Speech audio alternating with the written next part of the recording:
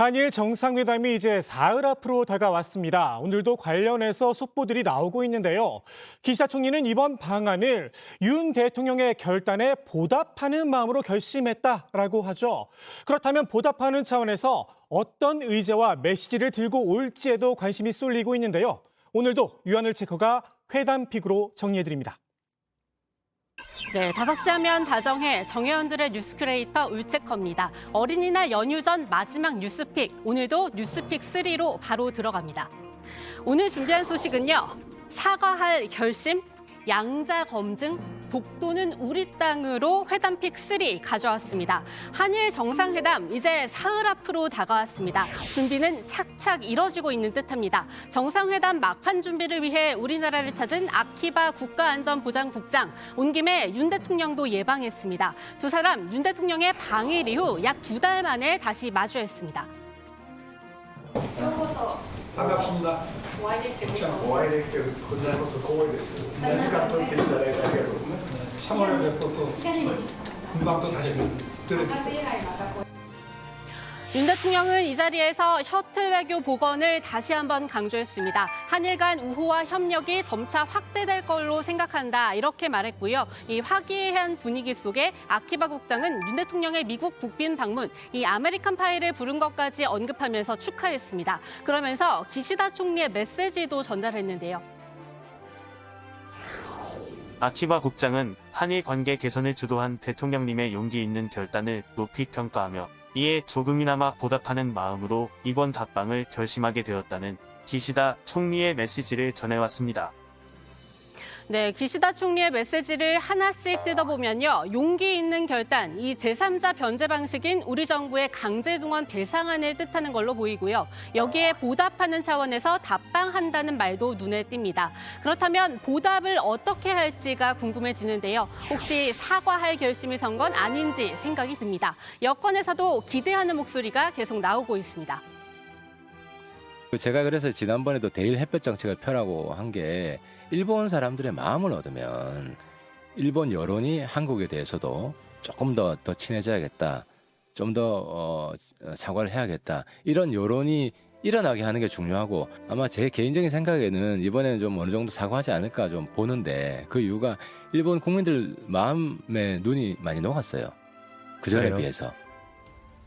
실제로 일본에서는 그런 여론이 일고 있습니다. 마이니치는 칼럼을 통해 윤 대통령이 외로운 싸움을 하고 있다고 했고요. 니혼 게이자이도 윤 대통령이 정치 리스크를 지고 성의를 보였는데 일본은 아무것도 하지 않느냐고 적어 내려갔습니다. 더욱이 보수 우익으로 분류되는 산케이 신문까지도 지난 한일 정상회담 국면에서 윤 대통령의 지지율 10%포인트나 하락했다면서 기시다 총리의 명확한 사과가 필요하다는 우리 보수 언론 기사를 소개했는데요. 따라서 우리 대통령실도 사과는 강요 안 한다면서도 내심 기대하는 기류가 감지됩니다. 미래문 연다고 과거문 안 닫힌다는 말까지 관계자 말로 나왔습니다. 하지만 역시나 문제는 이 기시다 총리의 입만 바라보는 일본 정치권 내 극우 세력입니다. 대통령실에서도 상당히 기대를 하고 있는데 문제는 과거사에서는 지금 자민당의 어떤 보수 지금 반경파들이 지금 기시다가 한국 가서 무슨 얘기할지만 지켜본다라는 거예요 지금. 헛소리만 한번 해봐라 한마디 쉽게 얘기를 하면 이상한 소리 하면은 너 가만두지 않겠다라고 지금 하고 있어서 기시다가 뭔가 과거사와 관련해서 뭔가 나올 것인가. 이 때문에 우리 정부 관계자는 일본 정부도 국내 정치 상황과 여론을 살피며 최종 발언 수위를 고민 중인 것으로 알고 있다고 했는데요. 전문가들은 결국 기시다 총리가 경제 안보 협력 보따리를 보답 차원에서 내밀 걸로 보고 있습니다. 한미 정상회담에서도 이야기가 나왔던 이 반도체, 배터리, 전기차 등 첨단 기술 분야나 공급망 협력 정도라는 거죠. 여기에 조금 더 보태서 이 2015년 이후 중단된 한일 통화 스와프 재개도 한 가지 가능성으로 거론됩니다. 글로벌 이슈에 있어서도 양국 재무당국 간 공조를 강화해야 합니다.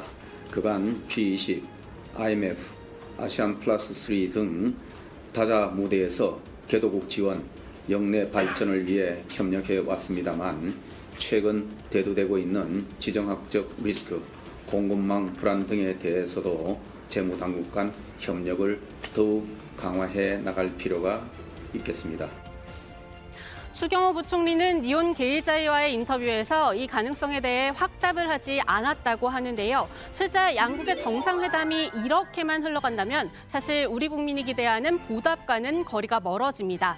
이런 가운데 윤 대통령은 이 오므라이스 2차에 화답하는 차원에서 융숭한 대접을 준비 중입니다. 기시다 총리와의 만찬 한남동 관저에서 일종의 홈파티를 하는 쪽으로 조율하고 있고요. 우리나라에서 일본으로 건너간 야끼니쿠 문화를 감안해서 숯불 불고기를 또 사케 애호가인 기시다 총리의 취향에 맞춰 한국식 청주를 준비한다고 알려져 있습니다. 하지만 기시다 총리의 이번 방안 따뜻한 밥 한 끼로만 기억돼서는 안 될 것 같습니다.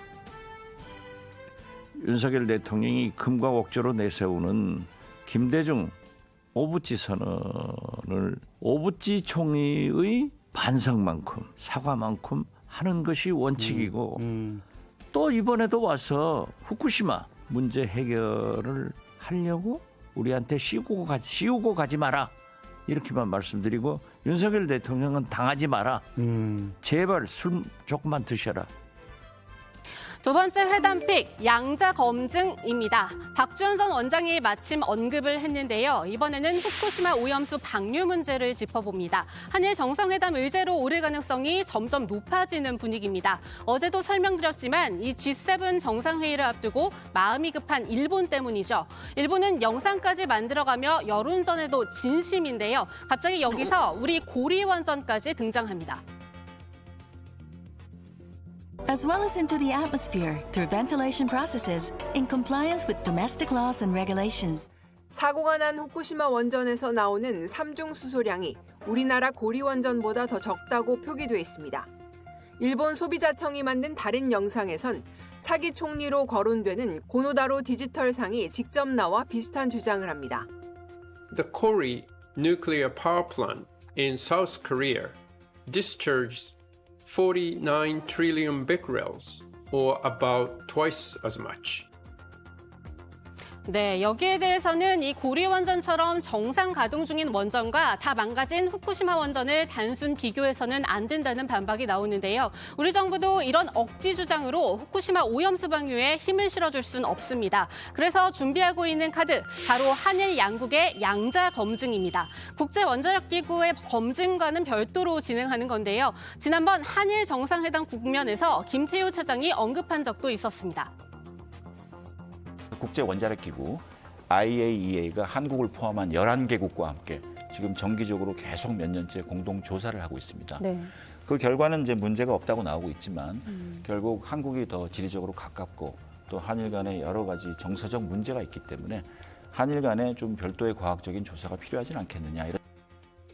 하지만 실제 성사될 가능성이 높지 않다는 전망이 지금으로서는 우세합니다. 우선 한일 이 두 국가만의 조사를 중국이 그냥 두고 보겠느냐는 게 한 가지 이유고요. 일본으로서는 지금 진행 중인 IAEA의 검증 나쁘지 않습니다. 지난달 초 발표한 중간 보고서도 이 일본에 유리한 내용이 많았죠. 이대로 6월 말 최종 결과를 발표하면 그만인데 일본 입장에선 굳이 IAEA의 건의에 도전하는 듯한 양자 검증을 할 필요가 있느냐는 겁니다. 여기에 일본의 오염수 방류가 생각보다 급하지 않다는 주장도 나옵니다. 완전히 포화되는 상태가 여태까지는 올 가을로 예상을 하고 올 여름까지는 뿌린다는 말을 하고 있었죠. 그런데 작년에 예상보다 비가 적었고 또 부지 내에 포장 공사를 하면서 원전 내에 들어오는 물이 줄으면서 예상보다는 그 저장 탱크의 양이 차지를 않았다는 것입니다. 그래서 완전히 차는 것이 내년 6월 정도 사이에 될 것이다. 그런데도 일본 정부는 아직 7월 방류를 고수하고 있지만요. 그래서 사실 기시다 총리한테 더 급한 문제는 후쿠시마산 수산물 수입이 아닐까 이런 분석도 나오는 겁니다. 실제 일본 정부가 최근 프랑스와 독일 등 EU 대사들을 만나서 수입 규제를 철폐해달라고 요구했다는 일본 언론 보도도 나왔는데요. 따라서 기시다 총리가 이번 방한 때 이 문제를 언급할 수도 있다는 겁니다. 하지만 우리 정부는 계속해서 현재로서는 규제가 변경될 이유가 없다는 하는 입장이어서요. 이 오염수 방류 문제와 맞물려 어떻게 정리될지 이번 주말에 잘 지켜봐야 할 것 같습니다. 네, 마지막 픽은 독도는 우리 땅으로 준비했습니다. 어제 운영진들과 함께 전해드렸죠. 민주당 전용기 의원의 독도 방문, 일본 정부가 강하게 항의하면서 독도는 우리 땅이라고 주장했습니다. 그러자 우리 정부도 독도는 우리 땅이라고 맞섰죠. 전 의원은 오늘 윤 대통령에게 이번 정상회담에서 항의하라고 촉구했습니다. 평소 불의를 보면 참지 못하던 윤석열 대통령은 어디 가셨습니까? 일본이 독도에 대해서 망언을 연일 이렇게 일삼는 이유는 굽신거렸던 구려개교의 결과물이라고 생각합니다. 일본이 더 이상 뻔뻔하게 독도에 대한 망언을 못하도록 만들어야 한다고 생각합니다. 네, 사전 항의와 중지 요청에도 이 독도에 들어갔다는 일본 입장에도 반박했는데요. 그런 요청은 없었고 더욱이 요청이 있었다 한들 들어야 할 이유가 없다고 생각한다고 했습니다. 하지만 여당에선 전 의원이 긁어 부스럼을 만든 셈이다. 일본 우익들한테 독도 방문의 빌미를 제공한 거다. 이렇게 비판하는데요. 우리 입장에서는 우리가 실효적으로 지배하고 있기 때문에 독도를 이슈 안 시키는 게 국익인 거예요. 그러니까 우리 당 의원들 중에서도 간 사람이 있는데 그건 굉장히 바람직하지 않은 일이고요. 어쨌든 독도를 이슈화 시키는 것 자체는 일본 극우한테 놀아나는 거다. 여기서 이 독도에 간 국민의힘 의원 홍석준 의원이라는 건 안 비밀로 하고요. 이런 여당의 비판에도 독도를 찾은 민주당 청년 의원들은 침묵하면 할수록 일본은 더 노골적으로 우리 주권을 침해할 것이라면서 더 당당한 모습으로 대처해달라고 외교 당국에도 주문했습니다. 일본의 만행을 더 이상 방관해서는 안 됩니다. 일본 정부의 독도 영유권 주장에 대해 우리 외교부가 주한 일본 대사 초치 등 더 강력하게 대응해야 한다고 생각합니다. 오히려 항의랍시고 주권 침해, 내정 간섭을 하는 일본을 상대로 재발 방지를 요구해야 합니다. 그게 주권 국가로서 당당한 모습입니다. 네, 오늘의 회담 픽은 여기까지입니다. 들어가서 원픽 함께 뽑아보시죠. 뉴스픽이었습니다.